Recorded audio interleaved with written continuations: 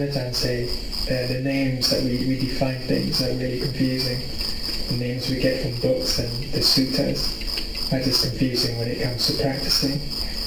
And it's best when you come to practicing, just forget about all the words and just do your meditation. And so if you concentrate on your meditation object, the body and the mind, the citta, might become light and feel really bright and feel peaceful.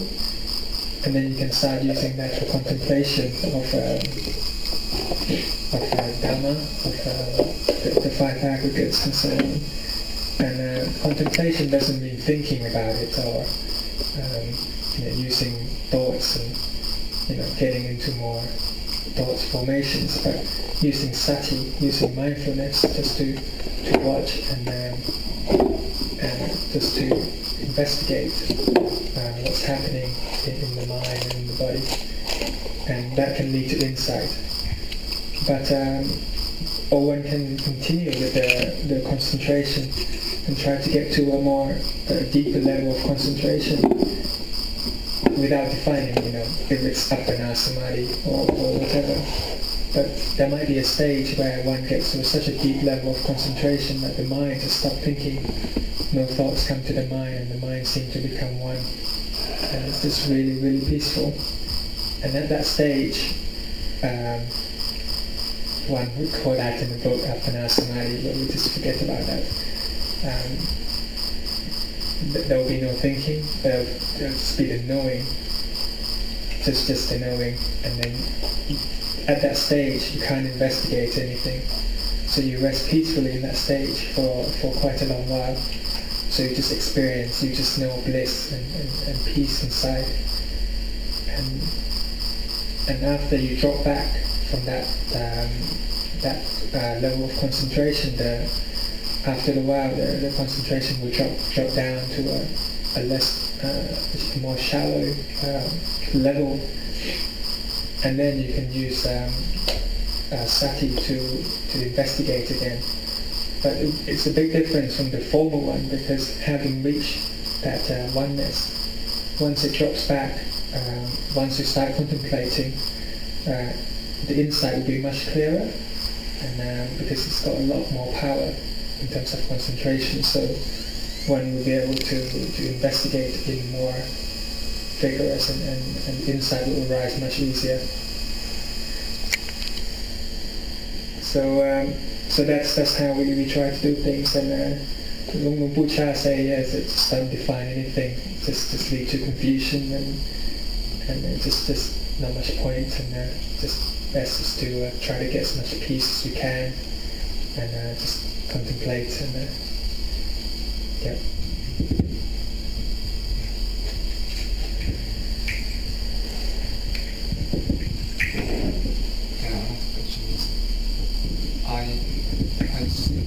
I heard that the group Ajahns is mentioning the Bhavanga, and I want to know, Bhavanga is different from the Appana Samadhi, or is totally mentioning different state of mind? Because I heard that Bhavanga is kind of the continuity of the existence, the continuity of the self.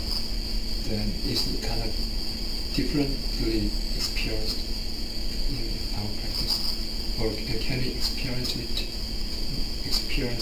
that Bhavanga state? Panajan just explained the difference between Pawang and Samadhi. So once you start concentrating on your meditative object, like the breath, for example, if you've got a lot of mindfulness, usually once you become calm and the concentration is good, then the mind will just become bright, and that's when concentration has come together. But sometimes one hasn't got much mindfulness, and he's watching the breath, and the mind might gets into the Pawang state, which means instead of going bright, you just don't know anything, like sleeping. You just fall into a kind of a state which is like a sleeping state, and one might fall into that state for about an hour, and that's called pawanka. And once you get stuck in that state, one will feel refreshed, like one has slept for a long time. That state is called pawanka. But once a meditator starts developing more mindfulness, more sati, he'll be able to control and make sure he doesn't drop into that sleeping state of pawanka, because one can't contemplate Dhamma in that stage. One needs to have enough mindfulness with the concentration to be able to control that concentration, so that it becomes bright and there's knowing when the mind comes together, and one can use that to contemplate Dhamma. So yeah, pawanka is like a sleeping state. Once you concentrate on your object, and you just So it's like a deep sleep with no meaning. It's perfectly resting. It's just like in samadhi, but there's no mindfulness. That's the difference. So is that the state of mind that we should develop or we should avoid? No, avoid. We should avoid. Because there's no sati, no mindfulness. And when I studied Dhamma, then according to Dhamma, then even if one become an arahant, actually become an arahant, the bhavanga state still exists. Then when I read learn for the Mahayana's Dhamma talks, then he was saying that the bhavanga state is broken up after one becomes arahant. So I want to know if one becomes arahant, the bhavanga state is broken up or just still exists like Abhidhamma.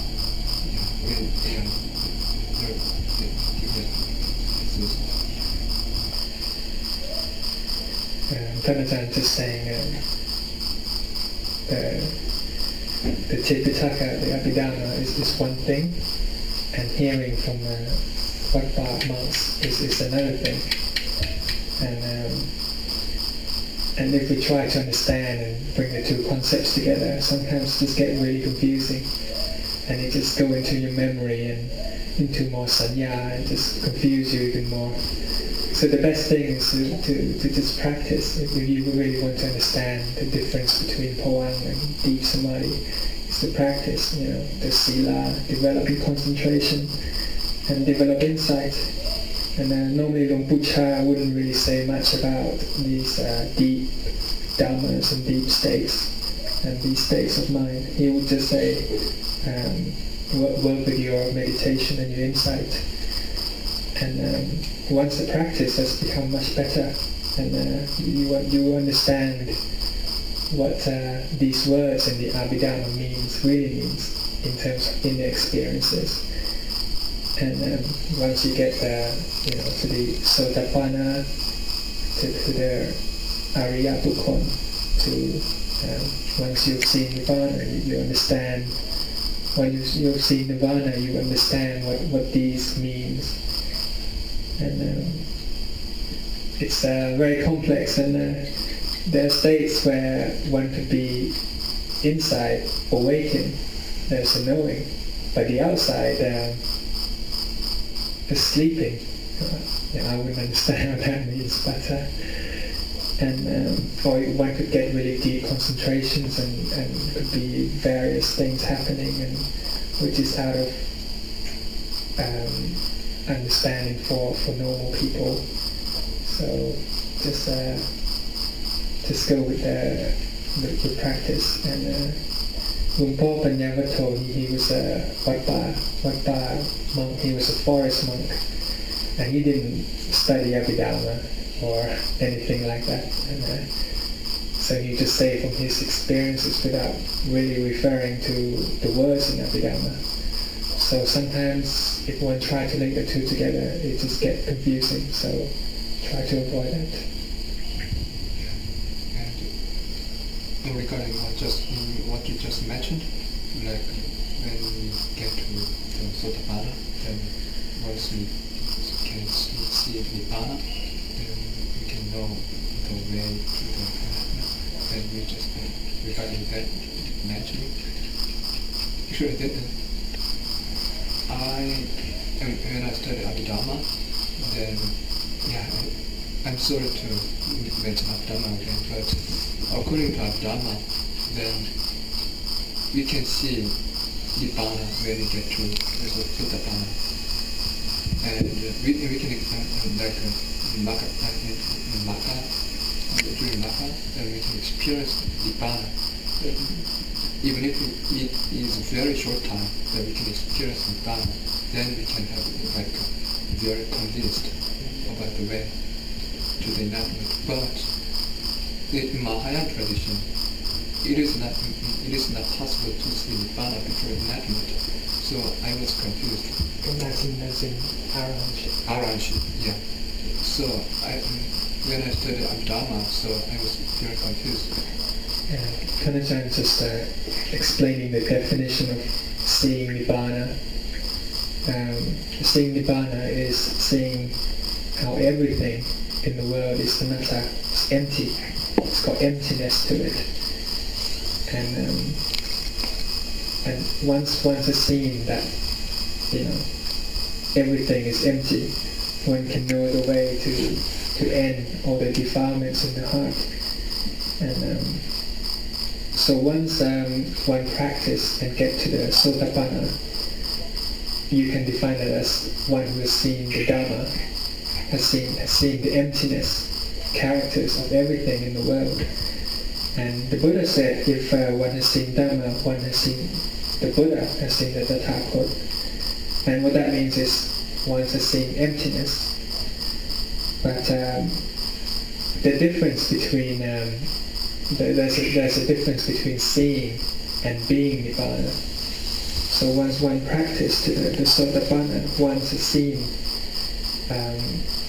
Nibbana, one has seen Dhamma, so one know the way to end all the defilements. So one has experienced, has seen it, but one is not Nibbana. So one practice further and get higher up to Siddhakami and Akami.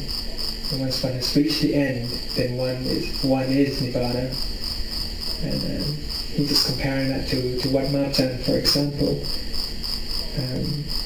You start walking the way and got the map out and try to get to Wat Marjan. At first you're just starting out, you wouldn't know what Wat Marjan looks like, or what the buildings in Wat Marjan looks like. But once you've come to Wat Marjan and has seen it, and been around Wat Marjan, and one has seen Wat Marjan, but one is not yet staying in Wat Marjan. So one goes back and practice further until one is then staying in Wat Marjan, and that's the end of the defilements. So all it is just a further level of cleaning the defilements in the heart. And once one has seen the way and what Nibbana looks like, then one tries further, practice further to be Nibbana.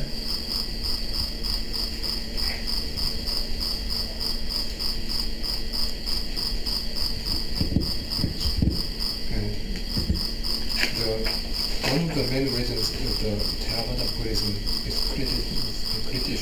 criticizes Mahayana Buddhism is that we talks about Buddha nature, and they don't talk about, the Theravada Buddhism doesn't talk about Buddha nature, and they only talk about Nibbana. But when I studied the forest tradition, I see many Buddha acharyas are talking about pure citta.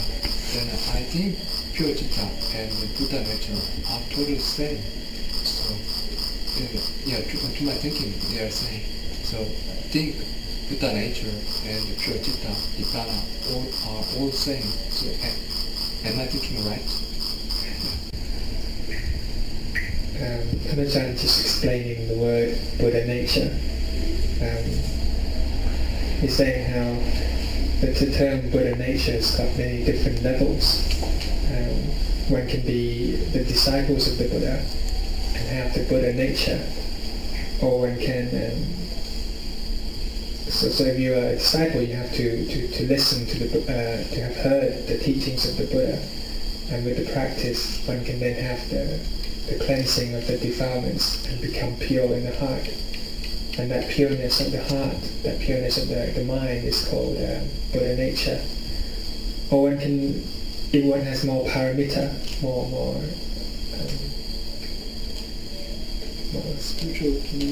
spiritual accumulations, one can maybe develop to be the main disciples of the Buddha, like the Sariputta and Ananda. And even higher, if one has got more spiritual accumulations over many lives, one can become a Vajjayakaputta Tao, a Buddha who has found out the way to Nibbana himself, to the cleansing of the heart, but who is unable to teach anyone to reach the same level. And even higher, one can become the Buddha who can teach many disciples to go to Nibbana. So all it is all about getting the pure citta, the pure heart, the pure mind, to get rid of all defilements, all attachment, all sense of I, to reach that emptiness, to see that emptiness. And so you're right. You could say that the Buddha nature and Nibbana and different terms can mean the same thing, but maybe Mahayana, it's just matters of terms, but it's all about having the pure mind, pure heart.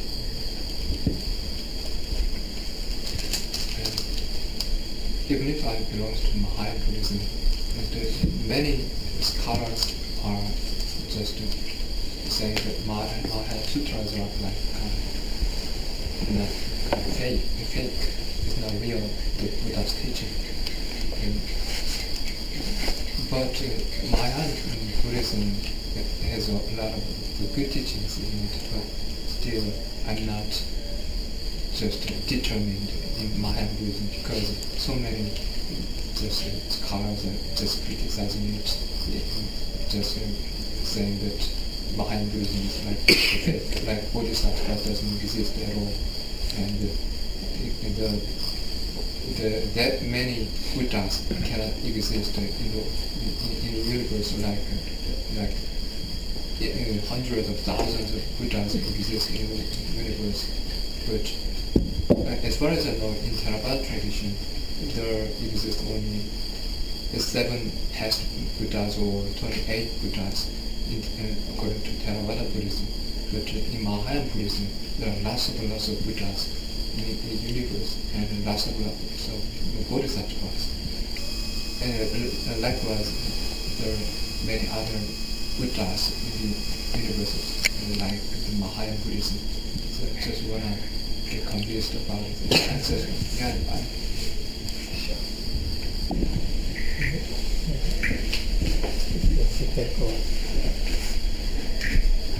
Dhamma is explaining the different characteristics and details about the different various Buddhas and Bodhisattva as he experienced it. He's saying in the Theravada tradition, there's a sutta about how in the big universe, or universes, as we might call it, there are many different Buddhas at the same time. And there was one time when Maha Moggallana, the left side disciple of the Buddha, who had many magical powers, and he went traveling out in different universes, and he saw bright light of the Buddha, and he thought, yeah, that's the Shakyamuni Buddha. So he went towards that bright light, and it wasn't Shakyamuni Buddha, it was a different Buddha in a different universe, different Lokathara. And so he got lost in the realm of the big universes. And it's only when the Buddha that he got lost with sent out the aura of the Buddha, for Shakyamuni Buddha, and the Shakyamuni Buddha sent out the aura to receive that Pramokhalana eventually got back to our universe. So there's a sutta saying about that, and that can confirm how in Mahayana, talking about different Buddhas existing at the same time is possible. I'd say it's a sutta that the Theravadins know much about.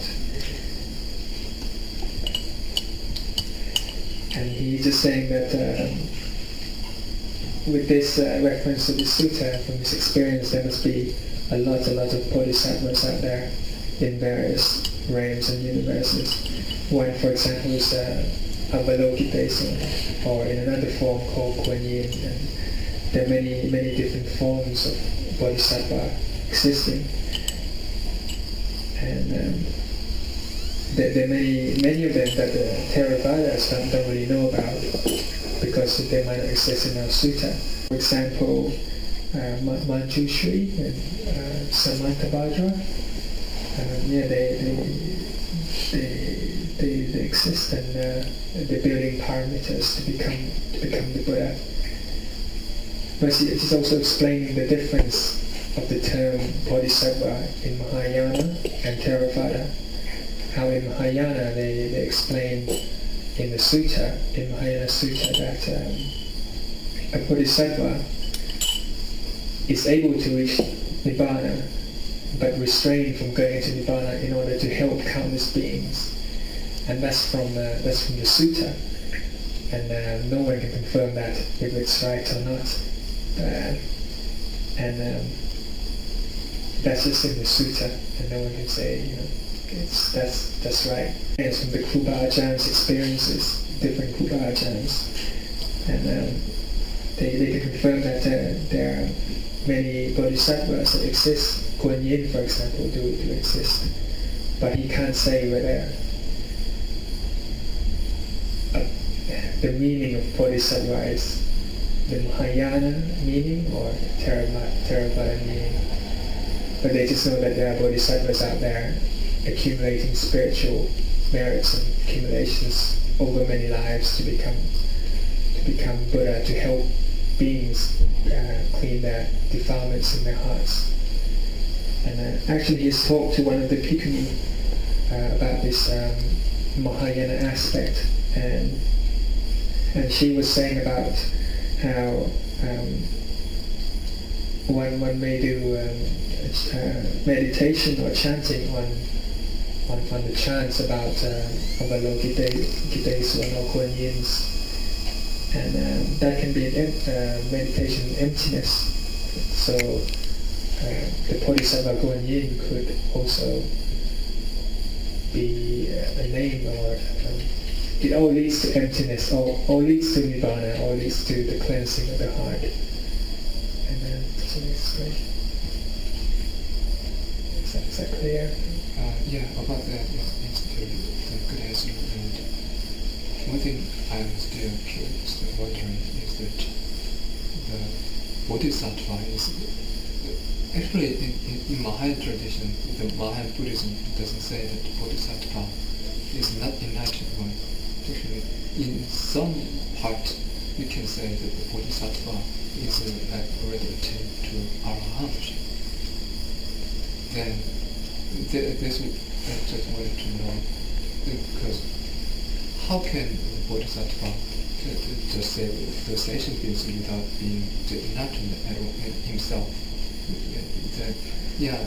That's the question. But in many sutras like the Hatha Sutra and Dhamma Sutra and other two main, the very important sutras, we can see that the bodhisattvas are enlightened. There is a sentence that the bodhisattvas are enlightened. Then, when I say enlightened, then it means that they already got and they already attained to Arahantship. Then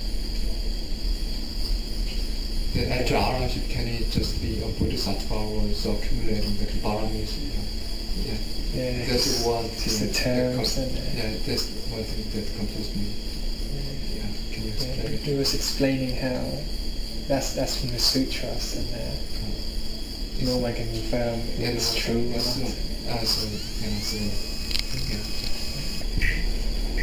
Tanajan starts off giving the answer by saying that one might listen to many sutras from different traditions, because the world has become so small now, and it's easy to hear different traditions and their ways and their theories and ways of thinking, and one could get really confusing which is right, and they all seem contradicting. Everyone had just listen and take the Mahayana ways of thinking for granted, it would just be easy without having these conflicting thoughts. And likewise for the Theravada.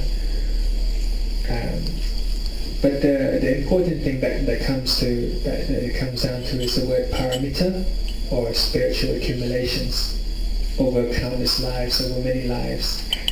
And there was a Theravada monk, a very well-respected Theravada monk, who was just saying about he just trying to build his spiritual accumulations by giving dana and meditation and becoming a monk and various different aspects of accumulating merits, like metta paramita. And he was saying, if one has accumulated, if one is determined to become the future Buddha, i.e. one is a bodhisattva, and one has built a certain level of spiritual accumulations, one can have so much peace in the mind, just like an anakami, even though one is not an anakami, but his level of chitta, his level of parami, or paramita, is the same as that of an anakami.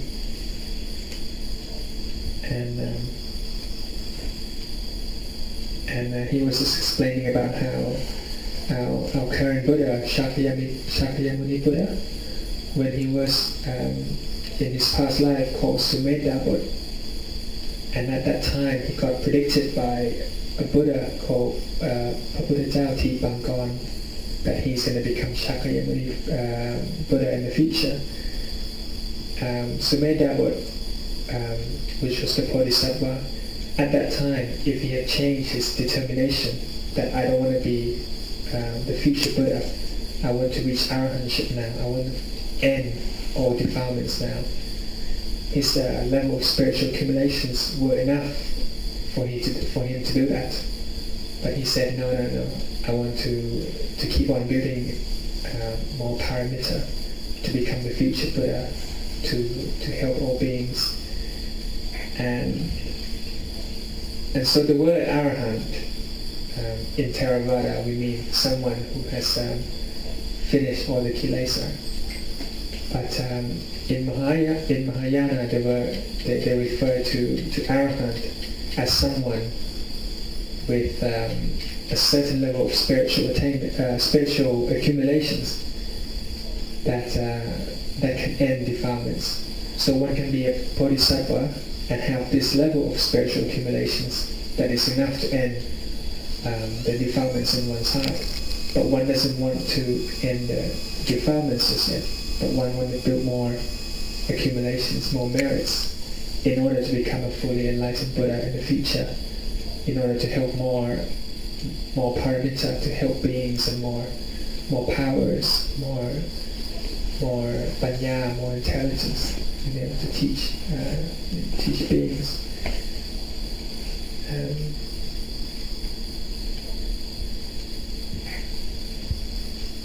So I hope that clears up. Yeah, okay. Just one thing. In one of the main Mahayana sutras, there is a scene that Buddha prophesies that his main 10 disciples, like Mahakassapa and Sariputta, they are going to become a Buddha, years and years later in the future. Then how can I accept that's very important Mahayana Sutra. Then it is saying that even Arahant will become a Buddha in the future. The Buddha is criticizing it in the sutra, in the main sutra. So it's a very big contradiction between the Mahayana Buddhism and Theravada Buddhism. So I don't know how to solve the problem as a Mahayana.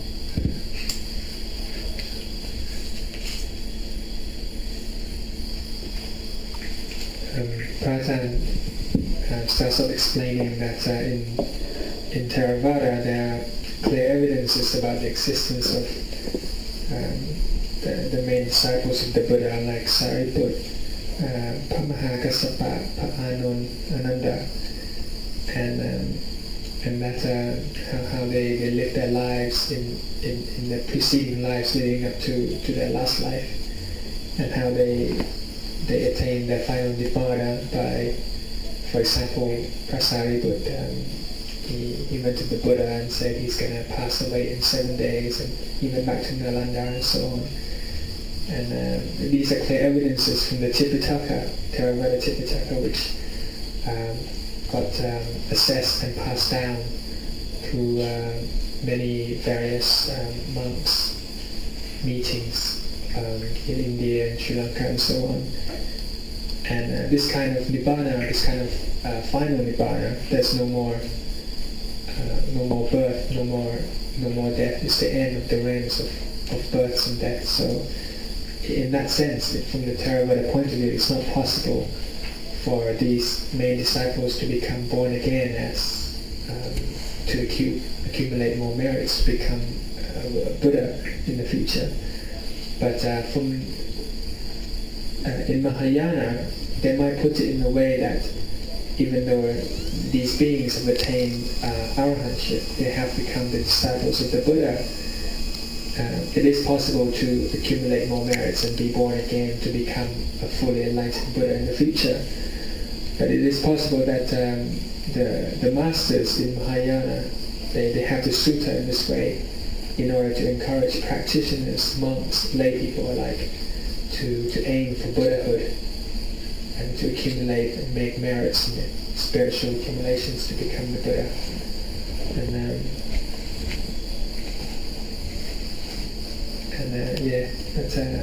Because in Mahayana they stress the importance of becoming a fully enlightened Buddha.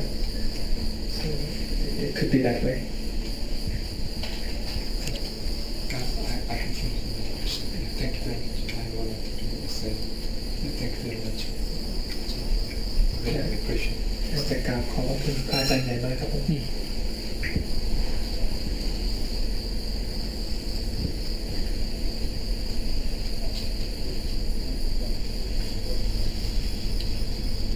I don't say it. You still Finish your doubts. I had to try to finish. บอกว่าต้องพยายามให้มันหมดครับผม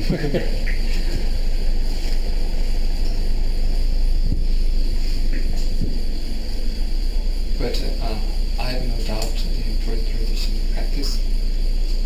But it's just theoretically, I just the conflicts and so many contradictions in our teaching. But I'm still very deep confidence in I'm very convinced of the Buddhist tradition practice. Saying the books and the Tipitaka. Kanichan, you can't take it for granted. Sure.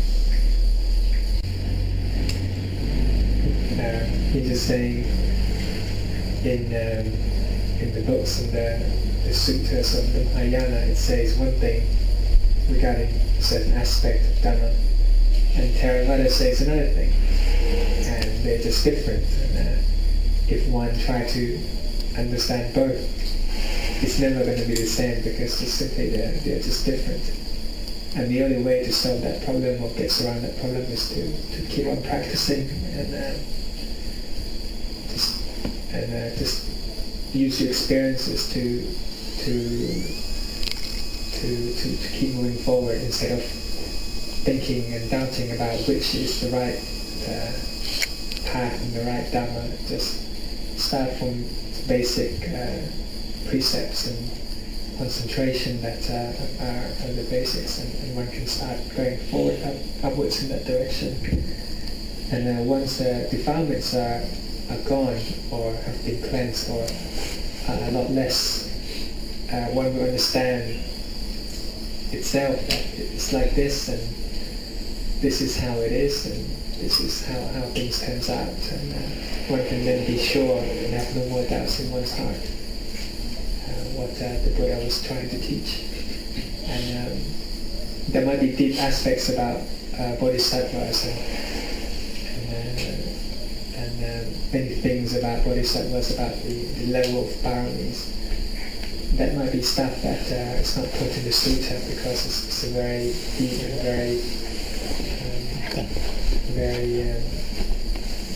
but it's not direct to the end of suffering. The end of suffering is all said in the Tipitaka how one should end suffering by having insights and concentration. So just keep practicing.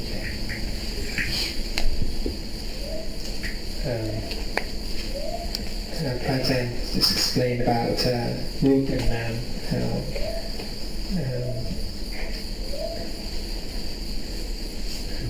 do you want to explain? This is another common question that is quite often asked, is the difference between the knowing of what we understand as vijnana and the knowing of what the Buddhist tradition calls the pure mind. Because in the text, nama, citta and vijnana is supposed to be synonymous. So what the question that I asked is how is the knowing of vijnana different from the knowing of the pure knowing, the mind that is the purified mind? So the answer, in a nutshell, being that the receiving of information through the different sense bases is called vijnana. So seeing, hearing, smelling, tasting, touching, and knowing in the mind. So the receiving of information, the knowing on that level is called vijnana. But it still is the knowing of a mind that believes that there is a sense of self bound up with that kind of knowing. And the purified knowing then is the knowing which knows that the receiving of information, all of that is not self, is not me, not mine, not a self. And so the purified knowing is the knowing that is beyond the attachment or the making or the creating of a self around the receiving of information. So that's basically how I understand it. So I put a disclaimer on that.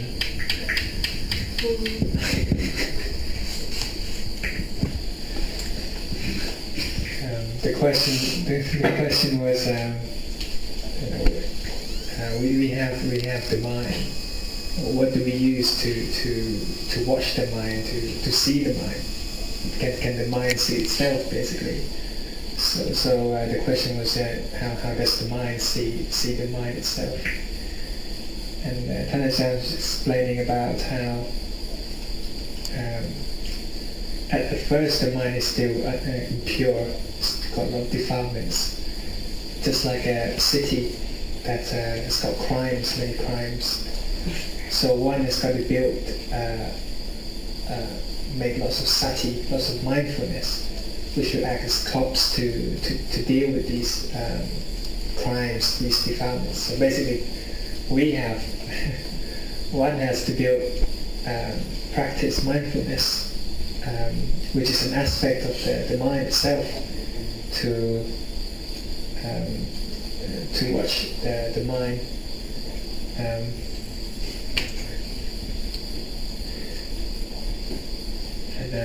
So we have to build a way to end defilements. But we can't be attached to that.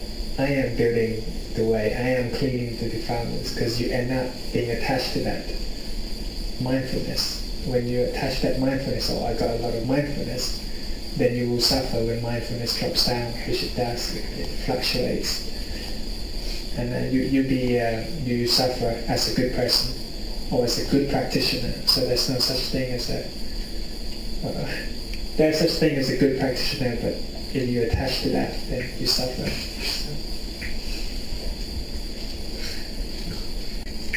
The question was relating to the last question, to the previous question. Who's the one that walks the way? Who's the one that has sati? And the answer was the mind, the citta itself, is the one that walks the way, and not me or I. But the defiled citta is the one that cleans itself and finds the way out of defilements. And so a defiled citta will suffer, and it will itself want to find a way out. And one does that by studying the scriptures and the teachings of the Buddha and Krupa Ajahns. And then one starts practicing by having sila, having precepts, keeping precepts, building mindfulness, keeping that mindfulness, develop concentration, and insight will then arise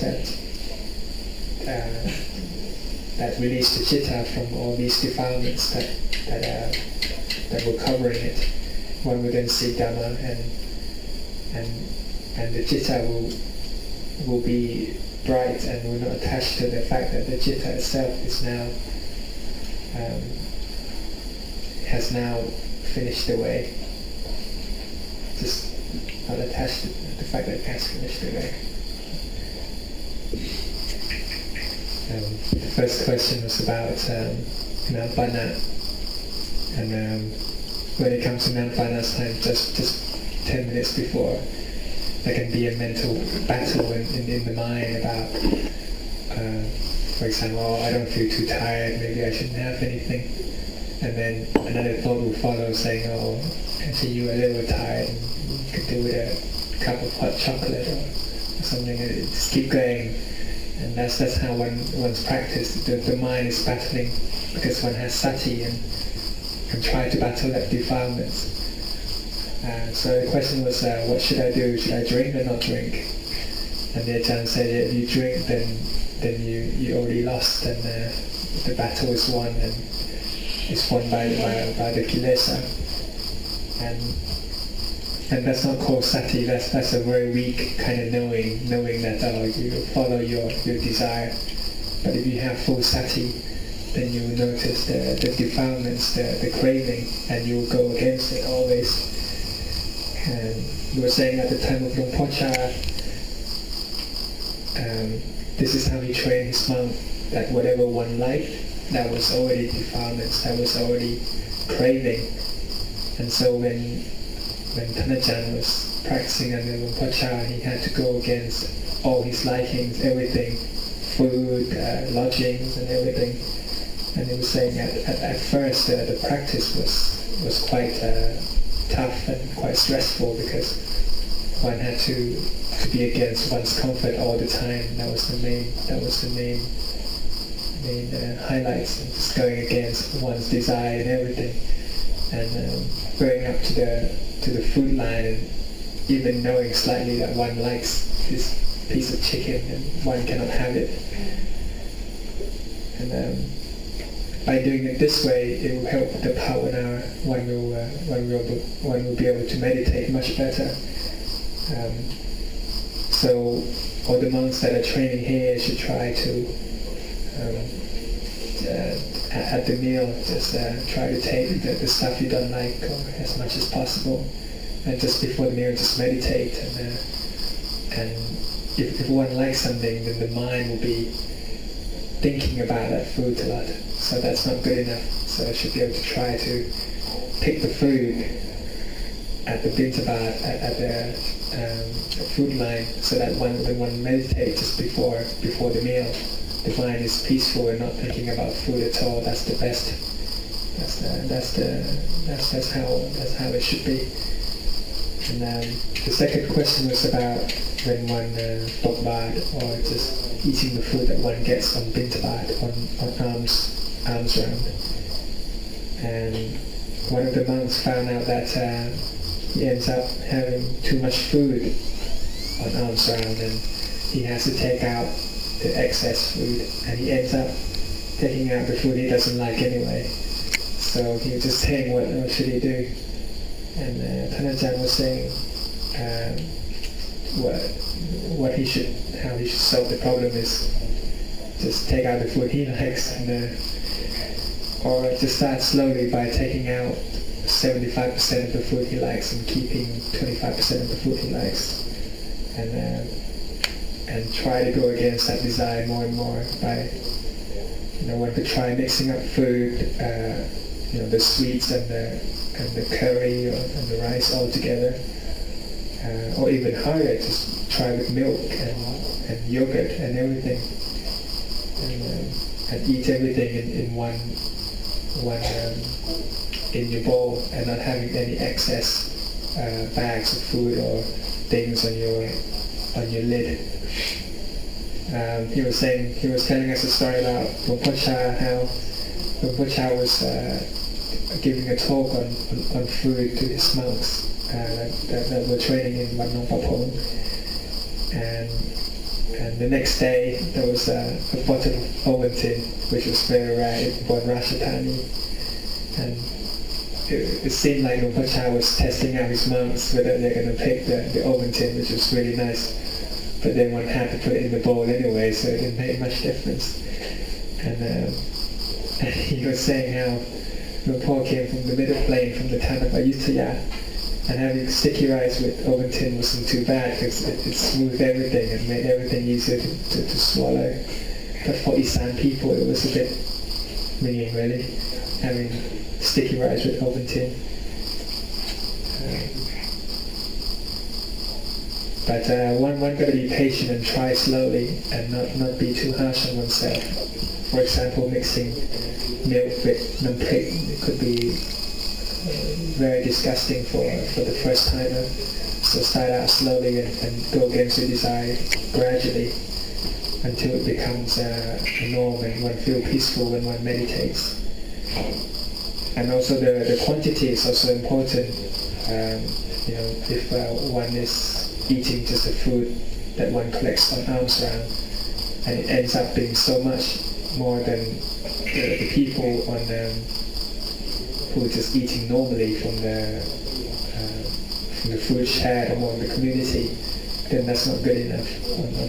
On Prabhupada, it should be not too much in terms of quantity as well.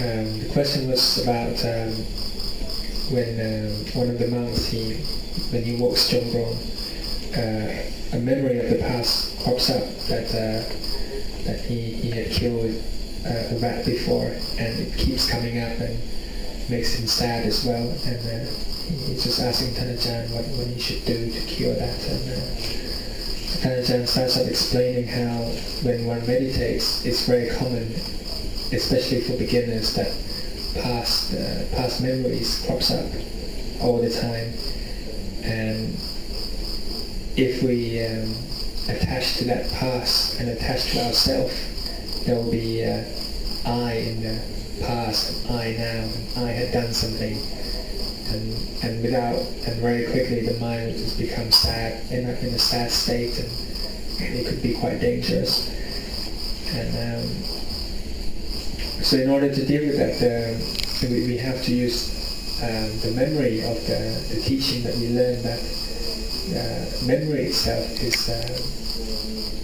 is impermanent. It arises, it stays, and it ceases. And knowing that this thought that I killed a mouse just comes and goes, and one will be able to let go quickly and carry on with the meditation until the next memory crops up again, so he keeps doing the same thing. But if it doesn't help, then one can say to oneself that I learned from Kruba Ajahn that I doesn't exist. Nothing killed a mouse. It was this body and this mind, this citta, that killed the mouse. And if that doesn't help, then one can just say, oh, this is karma. I committed some karma But this is very normal. Like everybody has karma and has killed something in the past before. No one is so perfect that that hasn't killed anything. And just let go back quickly. Don't let the heart, don't let the mind become sad and feel that feel that lack of passion to keep on meditating. So have full sati at all time and have sharp sati.